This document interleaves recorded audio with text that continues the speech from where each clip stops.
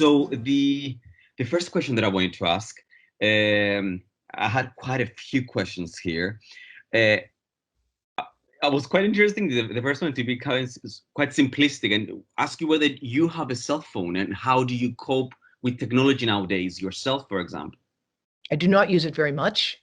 Yeah. I tend to use it more as an answering machine, where I'll forward the calls to my landline, which is sitting right here, right? Yeah. Plugged in and wired. But if I'm out, then I'll have it like on a car seat. I'll have it go through the the car antenna. I certainly, like everybody else, at one point, I had more than I had 3 phones, and I used to wear them kind of like a gunslinger. So I understood very quickly that this was not a good idea. The more I looked, the more I learned. And I think that people are going to be shocked, but if you're really interested, look at the science. Look at the science and read it, and then come back and think about what you're doing. Excellent. Thank you so much, Devra. Another quick question is that in the UK, there is the Advertising Standards Authority that regulates advertisements. And what I found interesting about what you said is that while you were presenting, I actually had a quick look on the thematic areas, and they nowhere cover banning, for example, advertisements that demonstrate that children come into contact with, like, 2-year-olds or 3-year-olds come into contact with cell phones, for example, and there's no kind of statement there or anything that it will ban advertisements in relation to that. When it comes to the US, is there something that was done on that front or nothing? Actually, I'll tell you something interesting. When I was in Turkey in 2010, and I gave this presentation to the Turkish government at the time, and they've got problems in Turkey, that's to be they, the next day, banned all advertisements for and to children with phones in Turkey. In contrast, in the United States, Canada, and England, there's no control. And it's absolutely, it's like the Wild West. Okay, absolutely. Okay, good. The American Academy of Pediatrics, the Indian and Israeli Academies of Pediatrics, they all recommend. Devra? On the screen with the parent holding the phone. They all recommend that. And we have that advice on our website as well. Okay.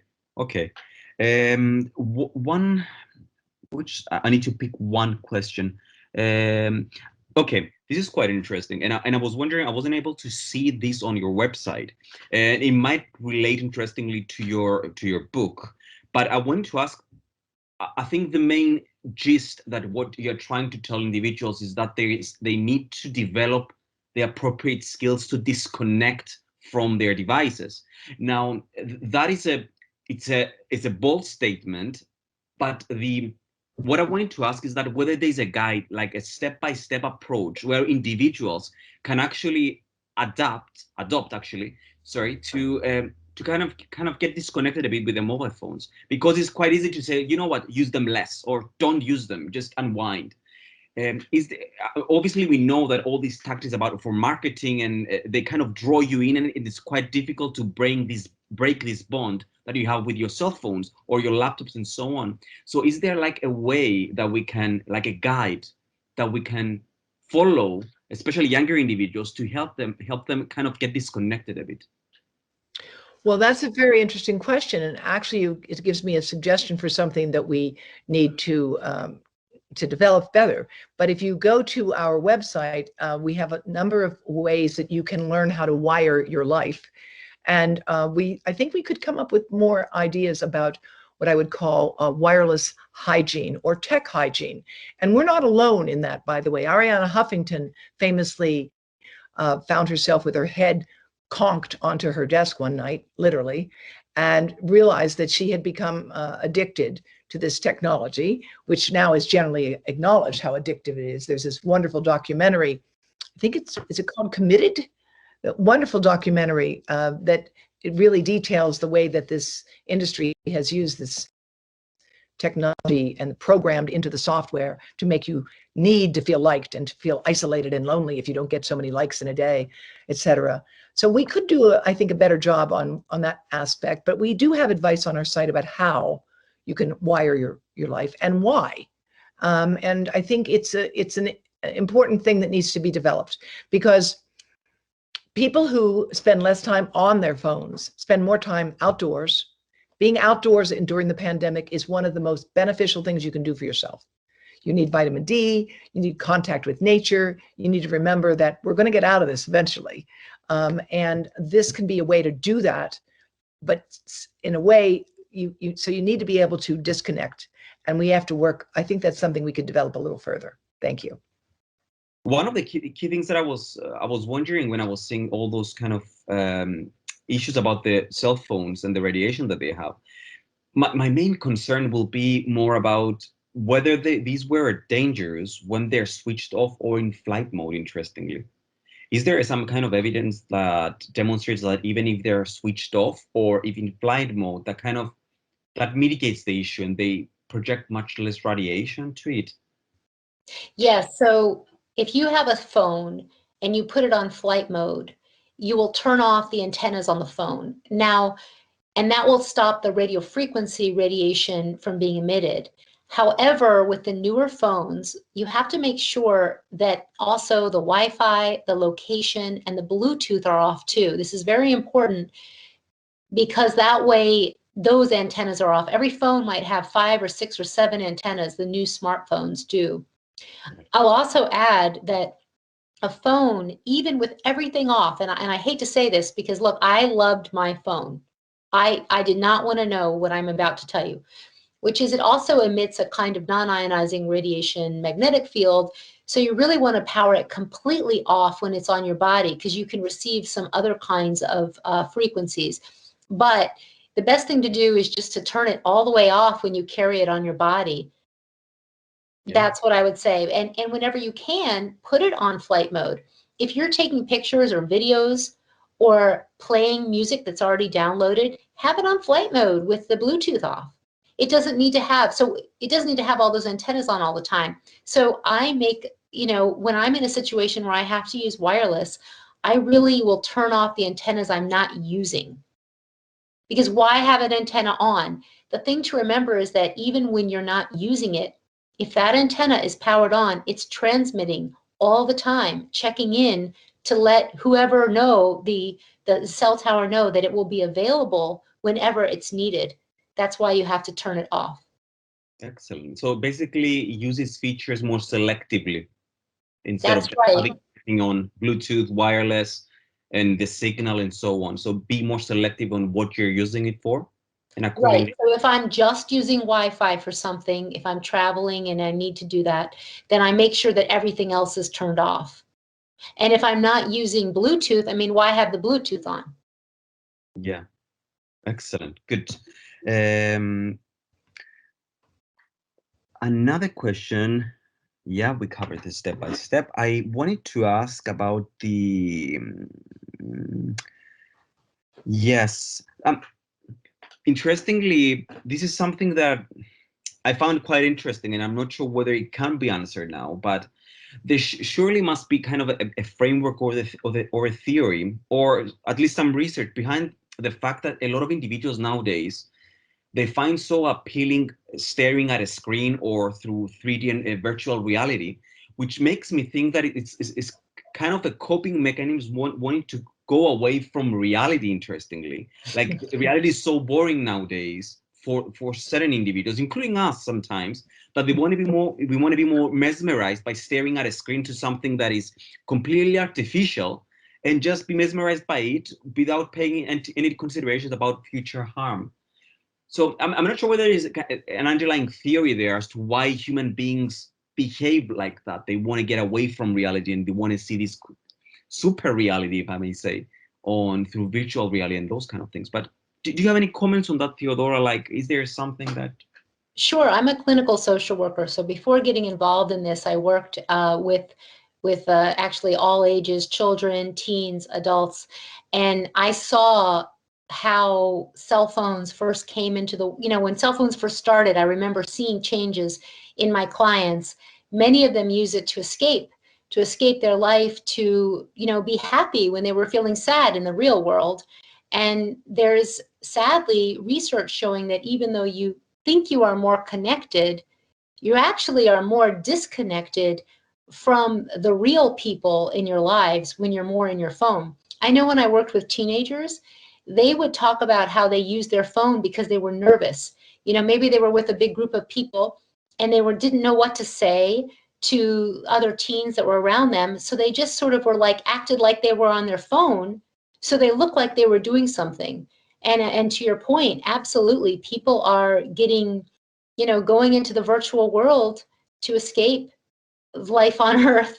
And they've shown that there's a dopamine hit that you get. So when you are in an exciting interactive screen, it's like cocaine or drugs.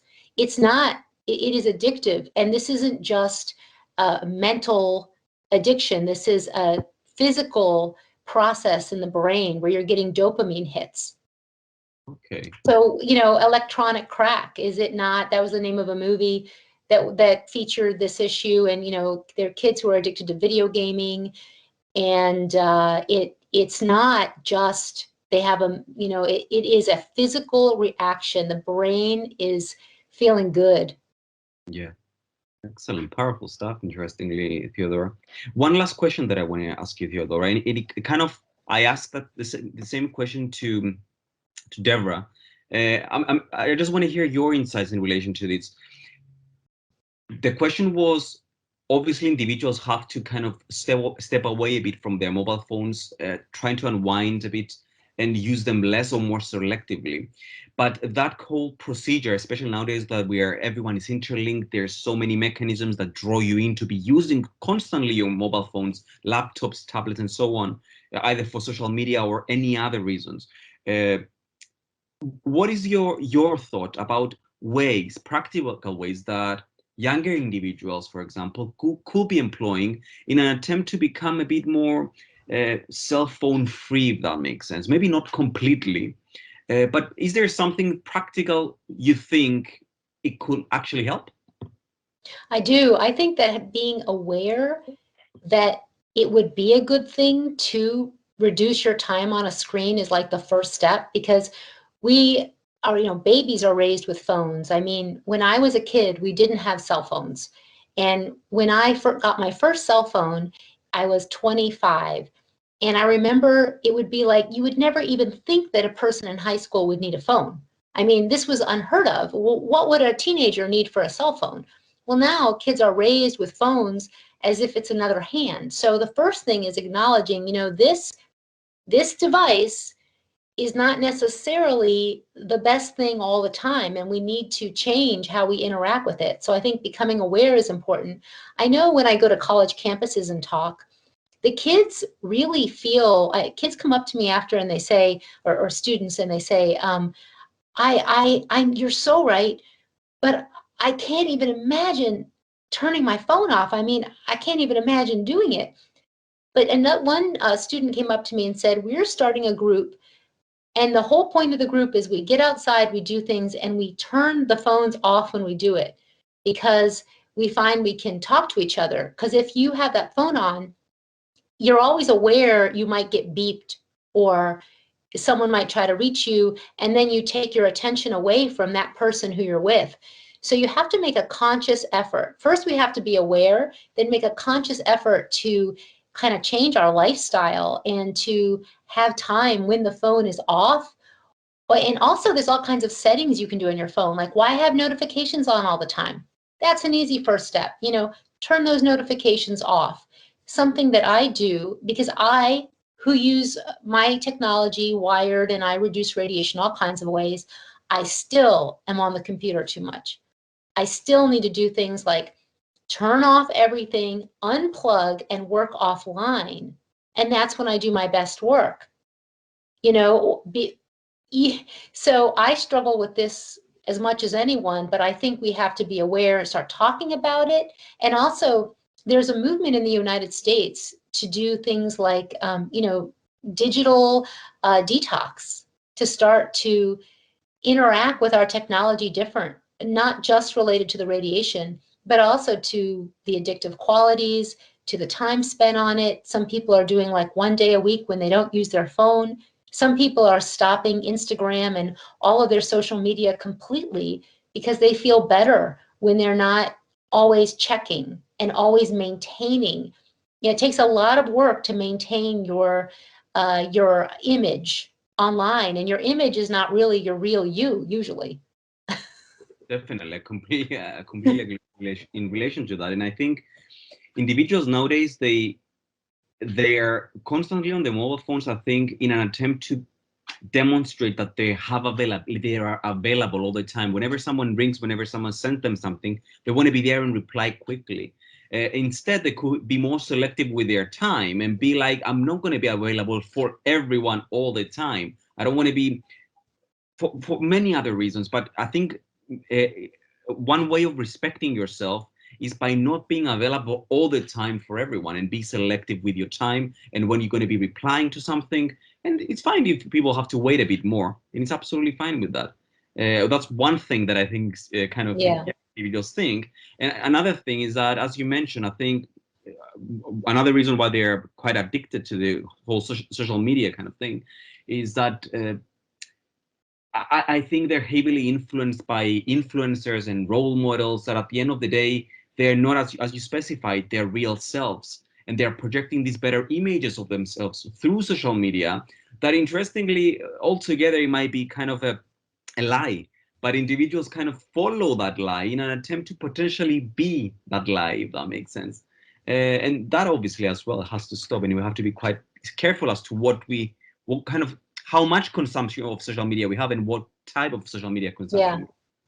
Yeah. I think we can think of it like food, and it's gotten so unhealthy and too much. And I know that the rates of suicide have gone sky high here in the United States, especially to young girls. And there is research that has shown a correlation between depression, suicide, poor self-image, the more they are on social media. So it's not actually, even though we're putting this projection of this beautiful self and we look fantastic and all this, it's not translating into actually feeling good in our hearts and souls and even having good relationships with other people. In fact, it's separating us from other people. I can tell you, and as a therapist, when I worked with teenagers and with college students, the amount of fighting and the bullying and what went on online, it was unprecedented and shocking to me, who I have seen a lot of things in my time, in my work, but I was always shocked at how mean people could be over the screen. Yet they would never have acted like that in real life when you're facing someone to say such mean things. And I think people have a lot of scars, mental scars from that. Yeah. Okay. Yeah, definitely, Theodora. Theodora, thank you so much for your time. Honestly, it's been an absolute pleasure having both yourself and Devra on the module and on the lecture today. Hopefully the students enjoy it.